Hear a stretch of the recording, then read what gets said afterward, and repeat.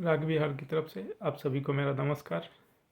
तो इस वीडियो में मैं बात करने वाला हूँ कि जो लोग बाहर से मास्टर्स या पीएचडी करना चाहते हैं उनके बारे में, और वो कैसे कौन से कंट्री को सिलेक्ट करें, यूनिवर्सिटीज़ कैसे सेलेक्ट करें। और मतलब अलग अलग सबका पर्पस होता है। मैं बहुत क्लियरली बोलना चाहता हूँ। किसी का पर्पस होता है कि कंट्री छोड़ के चले जाएं, हाँ, उसके बाद वहीं पे पढ़ाई करें, जॉब करें, लौट के ना आएँ, या फिर बुढ़ापे में आएँ, या अब सबका अपना अपना व्यू पॉइंट होता है। किसी का होता है कि नहीं नहीं, जाएं पढ़ के उधर से डिग्री लेके आ जाएं। फिर एक कैटेगरी वाले और भी होते हैं कि जाएं डिग्री लें, कुछ साल जॉब करें, उसके बाद आ जाएं। तो ये डिफरेंट डिफरेंट कैटेगरी के लोग होते हैं।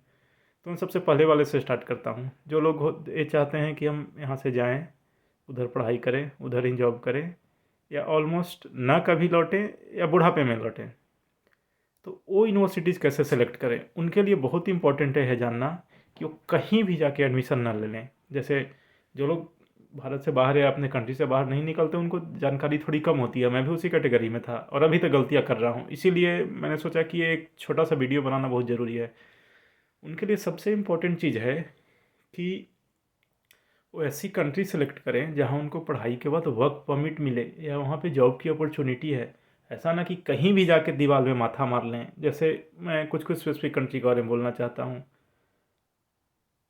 चाइना, कोरिया, जापान, पीएचडी सब जगह से भी होती है। रिसर्च की अच्छी फंडिंग यहाँ पे है। आपकी स्कॉलरशिप बाकी कंट्री के कंपेरिजन में अच्छी ही मिलेगी। हो सकता है पेपर्स भी आपके अच्छे आ जाएँ। लेकिन जिस दिन आपकी डिग्री ख़त्म हुई, उस किसी कंट्री में विदिन आपको 3 डेज, किसी में आपको 30 दिन का ग्रेस पीरियड देंगे। उसके बाद आपको प्रॉपर नोटिस आएगा कि now you have to leave the country. तो जिसको अगर कंट्री छोड़ के जाना है, वैसे कंट्री में जाके माथा क्यों मारे। हाँ, ये बात सही है, कुछ कुछ लोगों की नौकरी लग जाती है, लेकिन वो कुछ कुछ के लिए है। हर कोई के लिए ये चीज़ सही नहीं होता।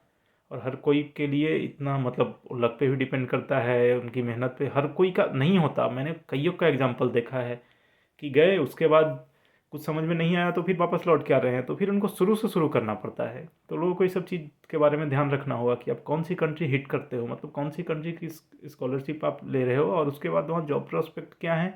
वहाँ पे फिर रहने के लिए आपको वहाँ की टेम्पररी रेसिडेंशिप या पीआर, जिसे परमानेंट रेसिडेंशिप या सिटीजनशिप के ऑप्शंस है या नहीं। एकदम दीवार में जाके माथा मारना कहीं से सही नहीं है। तो ये चीज़ आपके माइंड में एकदम क्लियर होनी चाहिए कि अगर आप पढ़ाई के लिए जा रहे हो तो लौटना है या वहीं सेटल हो जाना है, या फिर जॉब करके करके कुछ समय सालों बाद लौटना है। तो टू बी वेरी फ्रैंक इन हिंदी, कि आपको बहुत क्लियर दिमाग में बैठा के रखना चाहिए। इंग्लिश या जो लैंग्वेज आप कहें, मैं उसमें आपको ट्रांसलेट करके बताने के लिए तैयार हूँ। ये चीज़ आपके यहाँ पे बैठी रहनी चाहिए कि आपका पर्पस क्या है। अगर इधर उधर डामाडोल पेंडुलम की तरह इधर उधर करते रहोगे तो फिर चांसेस सक्सेस के बहुत कम हैं। बहुत कम लोगों को मैंने देखा है कि जिनका गोल क्लियर नहीं होता, और उसके बाद भी वो अच्छे पोजीशन पे पहुंच जाते हैं, मतलब अच्छी जगह पे पहुंच जाते हैं जहां से उनको जो नहीं चाहिए था उससे भी ज़्यादा अच्छा मिल गया। तो आप इस चीज़ के लिए बहुत क्लियर रहो एकदम। आपको कहा जाता है टू बी क्रिस्टल क्लियर, या मतलब मैं फिर से बोल रहा हूँ, आपको जितने डाउट्स या जो भी सजेशन जितने लोगों से लेने हैं सब पहले क्लियर कर लें। ऐसा ना कि बस निकल जाएं और उसके बाद you are wandering in wilderness वाला हाल नहीं होना चाहिए।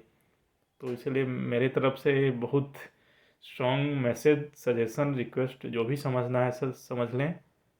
क्योंकि शायद मैं भी उसका एक भुक्तभोगी हूँ कि कहीं भी निकल लिया, जो मिल रहा था वो भी छोड़ दिया, और बाद में ऐसे कंट्री में आके बैठा हुआ हूँ जहाँ से ना आगे नाथ न पीछे पगहा दिख रहा है मुझे। तो ये मेरा पर्सनल एक्सपीरियंस है।